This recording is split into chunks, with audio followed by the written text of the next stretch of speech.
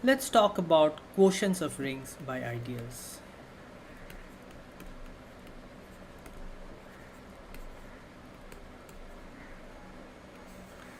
The easier case is that of a commutative ring. Let's begin with that. So suppose R is a commutative ring.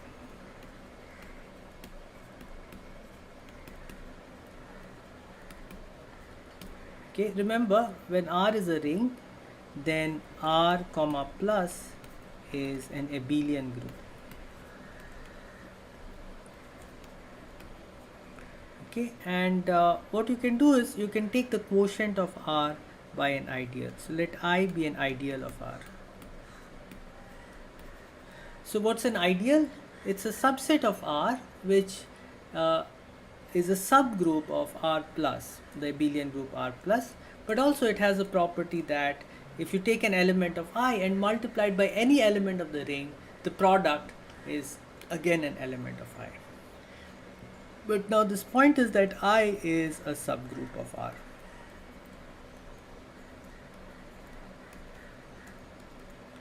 And R plus is an abelian group, so I is obviously a normal subgroup.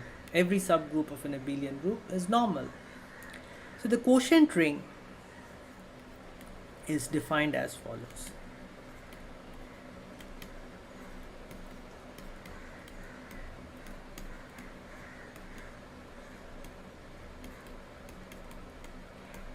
The underlying abelian group, additive abelian group,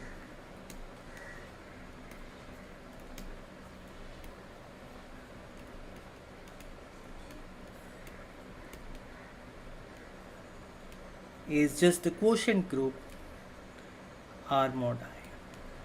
This is the quotient group.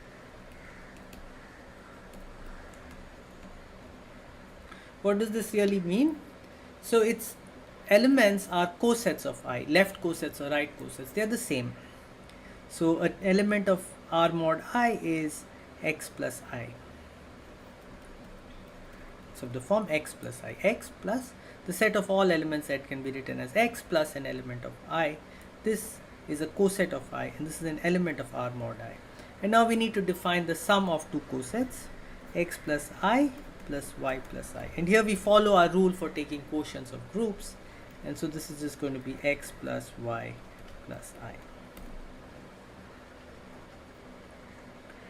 And it remains to define the product of two elements of R mod I. So product is again defined in the most obvious manner. X plus I into y plus I is equal to xy plus I. Now we need to check something here. We need to check that this is a well-defined product in the sense that if we modify x by something in I and we modify y by something in I, then this right hand side does not change. In other words, for well-definedness,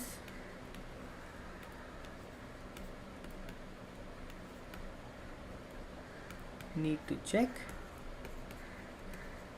that for all x, y in R, for all a, b in I, we have x plus a plus I. So this is x modified by something in I times y plus b plus I is equal to x, y plus I.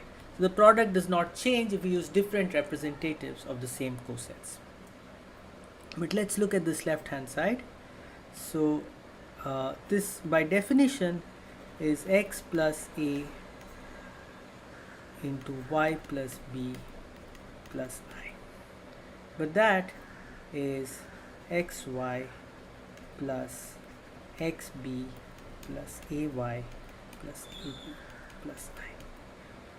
Now this AB is in I because A is in I, right? And A multiplied by anything in R is still in I. This AY is also in I because A is in I, so AY is in I. Similarly, xb is in I because b is in I, so xb is in I. So these three terms are in I, and so they get absorbed in here. So this is just equal to xy plus I, which is what we wanted. So product is well defined, and then you need to check properties like associativity of the product, that there is a unit, and that it distributes over addition. But these are easily checked to be inherited from the corresponding properties for the ring R. I'll just mention that the unit of the ring R mod I is just the coset of the unit in R.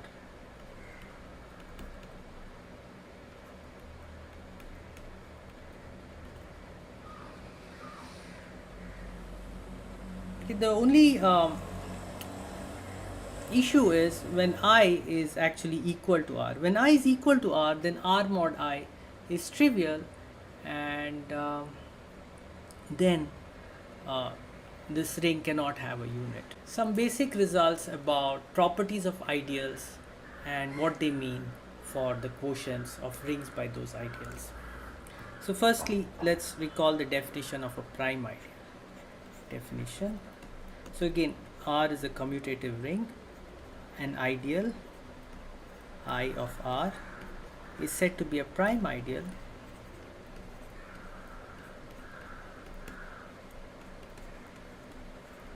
if xy belongs to I implies that x belongs to I or y belongs to I. Why is this called a prime ideal? It has to do with prime numbers. So in the integers, let p be a prime.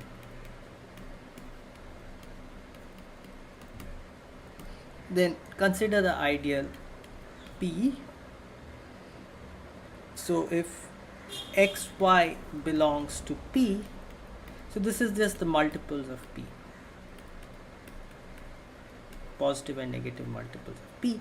If xy belongs to p, then this is the same as saying that p divides x times y. And we know from basic number theory that this implies that p divides x or p divides y. And that's the same as saying that x belongs to p or y belongs to p. So the principal ideal generated by a prime number is a prime ideal. In polynomials, the principal ideal generated by an irreducible polynomial is a prime ideal. And now here's a result about quotients by prime ideals. Theorem: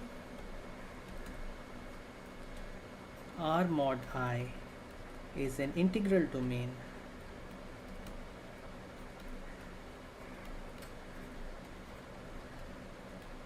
if and only if I is a prime ideal.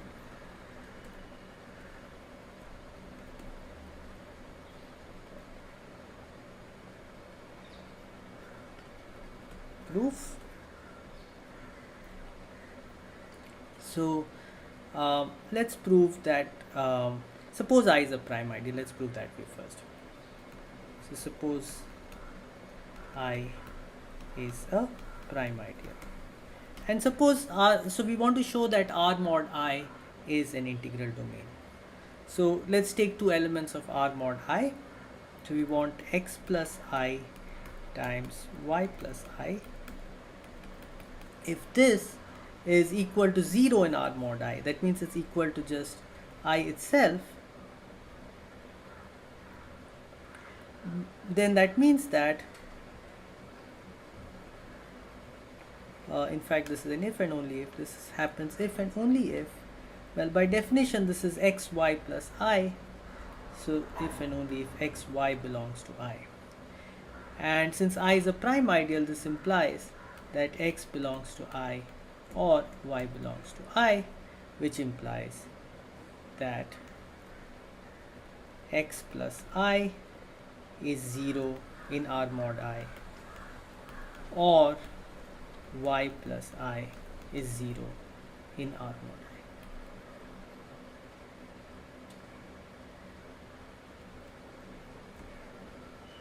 I. So if I is a prime ideal, then R mod I is an integral domain.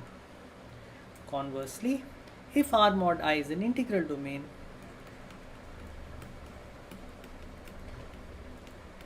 we just reverse this argument. Suppose we have x, y belongs to I. This implies that x plus I times y plus I is 0 in R mod I, right? Because this is just xy plus I. And since R mod I is an integral domain, this implies that x plus I equals 0 in R mod I, or y plus I is 0 in R mod I. But that's the same as saying that x belongs to I or y belongs to I. So I is a prime ideal.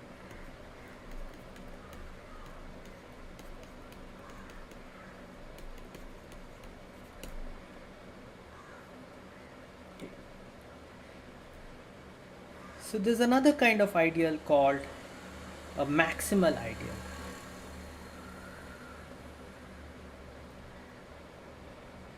Definition: an ideal I in R is called a maximal ideal if it is the largest possible, it's maximal among the class of all proper ideals of R. So if whenever J is an ideal which contains I,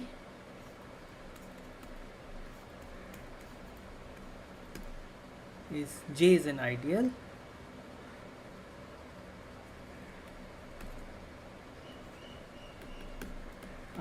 such that it contains I, then either J is R or J is I. So there are no ideals in between R and I. Okay, so yeah, we require this to be a proper ideal. If I is R itself, then we don't typically call it a maximal ideal. And theorem: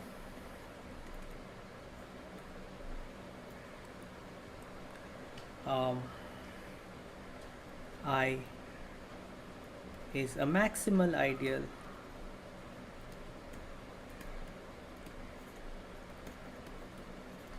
if and only if R mod I is a field. And here's the proof. So let's start with I being a maximal ideal. Suppose I is a maximal ideal.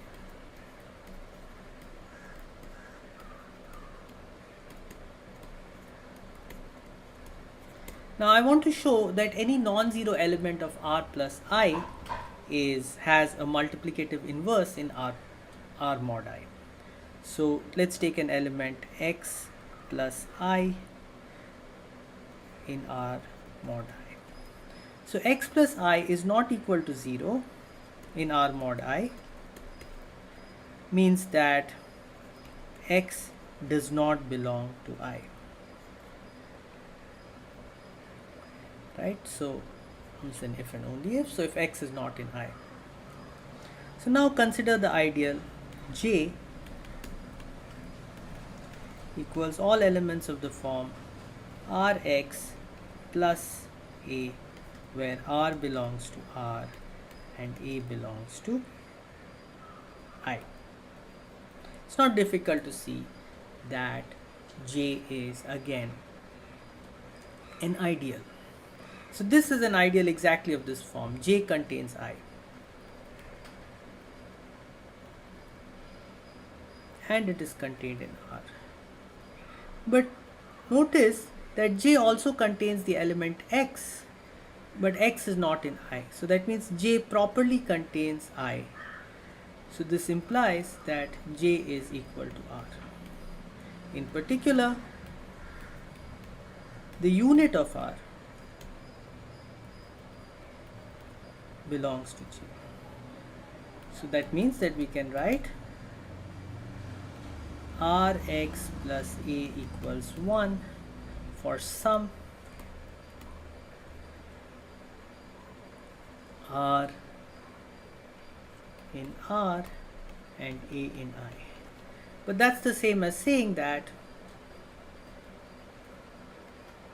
R plus I into A plus I. So that is, sorry, not R plus I, X, R plus I into X plus I.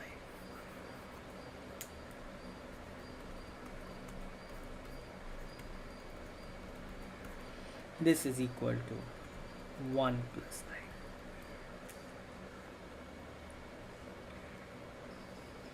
Just by definition of the product, which means that R plus X, this means that X plus I has an inverse in R.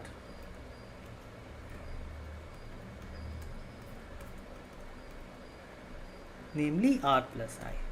So this means that R mod I is a field. Every non-zero element of R mod I has a multiplicative inverse. Conversely, suppose R mod I is a field.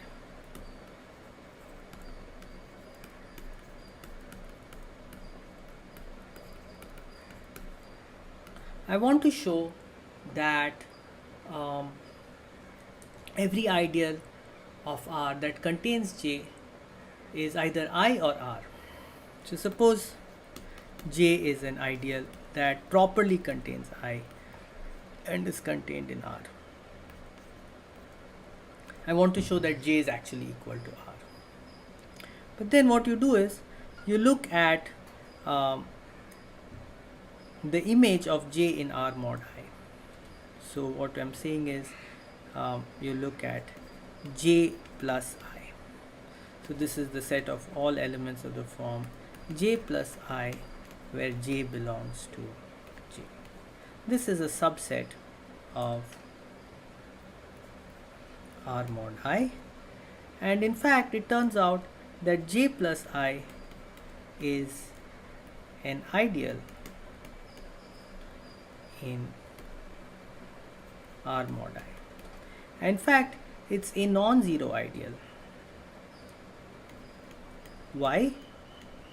Because J properly contains I. So there is an element of J which is not in I, so there is at least one non-zero element in J plus I, a non-zero element of R mod I in J plus I. But in a field, the only non-zero ideal is the field itself. This is something you can check. This means that J plus I is equal to R mod I, which implies that J is equal to R. And here's a nice corollary of these two results.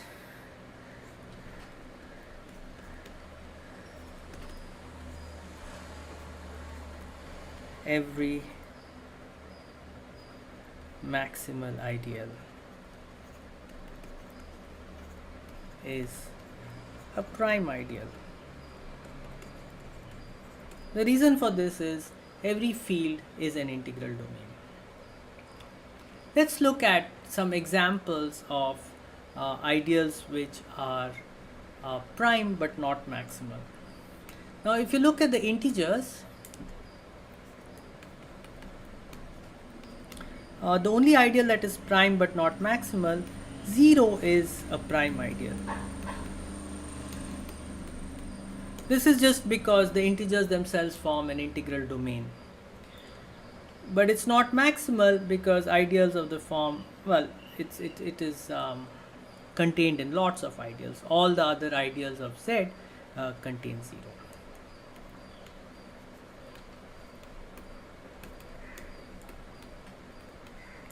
And for prime number p, the ideal generated by p is a prime ideal and a maximal ideal.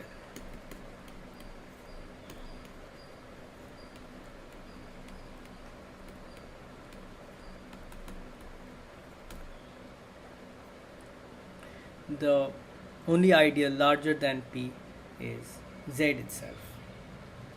And this corresponds to the fact that z mod pz is a field.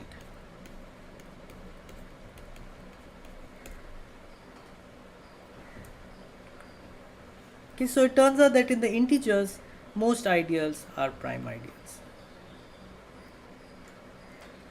But let's look at a polynomial ring in two variables. So let's take, say, complex numbers and x, y. Then here's an example of an ideal. Let I be the ideal generated by x and y. So this is all polynomials of the form pxy times x plus qxy times y, where p and q are themselves polynomials in x and y. This is a maximal ideal. What you can show is that so this actually consists of polynomials with in two variables with a trivial constant term. Every term in this polynomial has to have has to be divisible either by x or by y. So there's no constant term, and that's the only condition. And what you can show is that R mod I is isomorphic to the complex numbers. How do you construct this isomorphism? Given a polynomial f, you map it to f of 0, 0. That's a complex number. And every polynomial that is in this ideal will get mapped to 0. And you can show that this is an isomorphism. So this is a maximal ideal, because the quotient is the field of complex numbers. Okay, but in Cxy, you just take the ideal generated by x. This is a prime ideal. Why is that? Well, remember, Cxy can be thought of as polynomials in y and then in x. So polynomials in the variable x whose coefficients are polynomials in y. And then if you take Cxy mod x, this is the same as taking Cy x mod x, but this is just isomorphic to polynomials in y. What this quotient means is that you're just setting the variable x to be 0. And so this is an integral domain.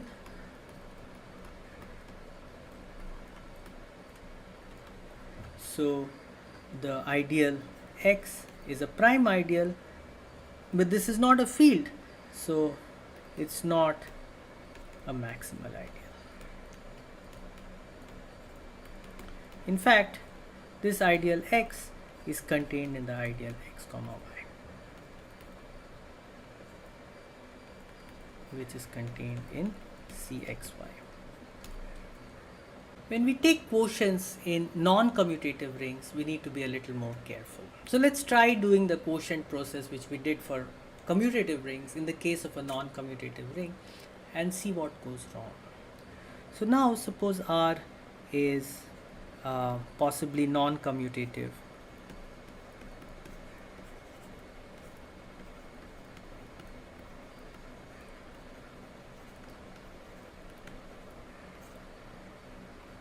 Ring, and let's say I is a left ideal in R.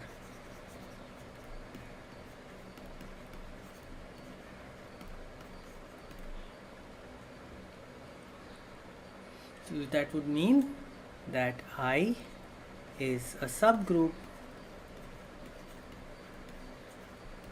of R plus, and for every x in I and R in R, Rx again belongs to I.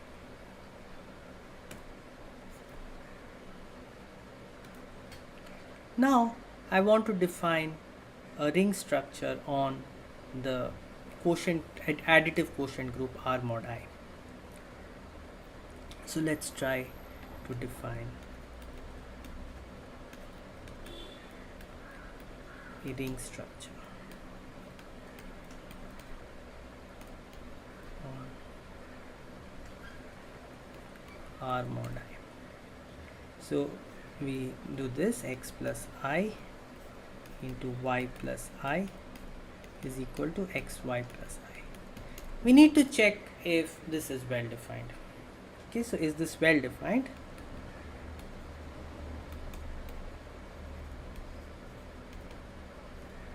So as before, we just look at x plus a plus I times x plus b plus I and try to see if this is equal to xy plus I. But as we saw, this is y plus b plus I. So this is xy plus ay plus xb. Now we need to be very careful about left and right.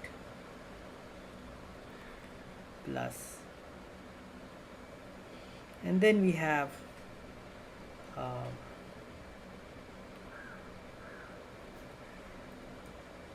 by definition this is this plus I. Now I is a left ideal, so that means that this thing is of course in I. I is a left ideal, so that means that, oh yeah, we have one more term here, a plus b, a times b. Okay. Now I is a left ideal, so that means that since b is in I, ab is in I. Since b is in I, xb is in I. But we do not know that ay is in I. So if ay is not in I, then this can go wrong. So what we need is, but this will be in I if I is a two-sided ideal. So we cannot work with only a left ideal, but we need to work with two-sided ideal. So let's take I to be a two-sided ideal in R. Then this will also be in I. And so we will get that this is equal to xy plus I as needed. So multiplication is going to be well defined on R mod I, provided I is a two-sided ideal. So the theorem is that if R is a ring, I is a two-sided ideal of R,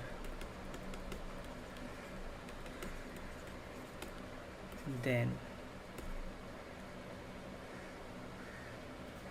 R mod I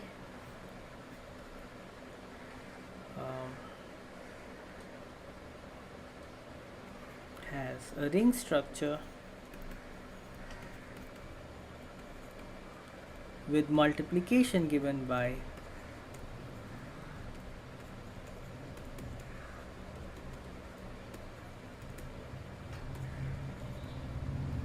x plus I into y plus I is equal to xy plus I.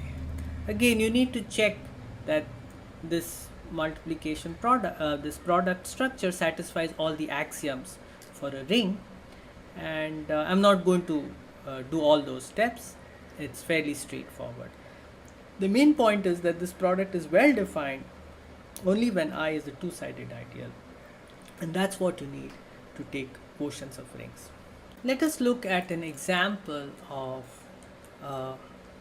quotient ring construction in the case of a non-commutative ring. So let Q be a quiver. So it's a quadruple VEST, where V is the vertex set of the quiver, E is the edge set, and S and T are functions from E to B, which tell you where each edge starts and terminates. And then we have E star is the set of all paths in Q, and the path algebra KQ is a ring. It's as a set. It's the vector space. It's a vector space with bases given by paths in Q, and multiplication is defined by concatenation of paths. This is the path algebra of Q.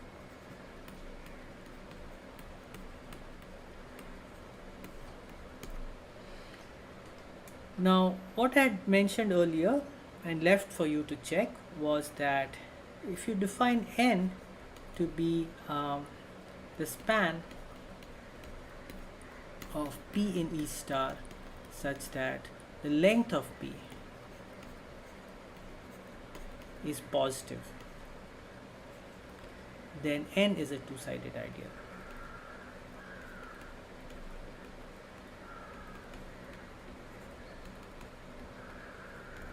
In fact, in Q there are two kinds of paths. There are the trivial paths.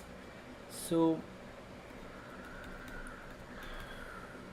we have the paths EI, I belongs to V. So this is the trivial path at I. It's a path of length 0, does nothing, just stays at the vertex I. And then there are paths of length, positive length.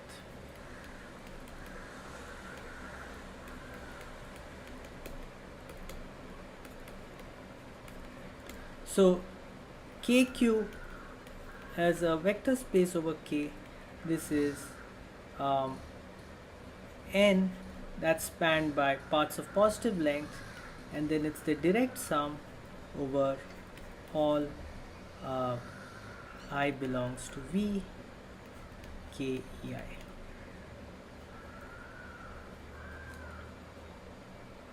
So this is a complement of n.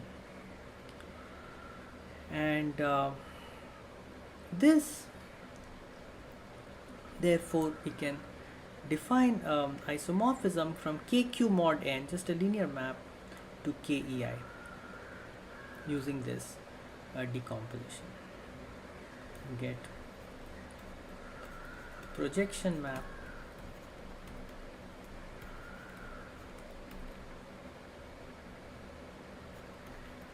KQ to direct sum I belongs to V KEI. What this map does is, if you have any linear combination of paths, you just take all the paths of length greater than 1 and send them to 0, and just keep the paths, the trivial paths. Okay, and this linear map phi has kernel exactly equal to n. So what we get is KQ mod n is isomorphic to I belongs to V KEI. And this in fact turns out to be a ring isomorphism. So what happens is that how is this a ring isomorphism? How is this right hand side a ring? So in this right hand side, the ring structure is just as if we had a quiver with no edges at all. So this is the path algebra of the quiver. I'll call it Q0, where Q0 is the quiver with the same vertex set, the empty edge set, and of course S and T are, well, don't need to specify them, they are functions from the empty set to V. So KQ mod n is actually isomorphic to KQ0, the path algebra of the quiver with no edges.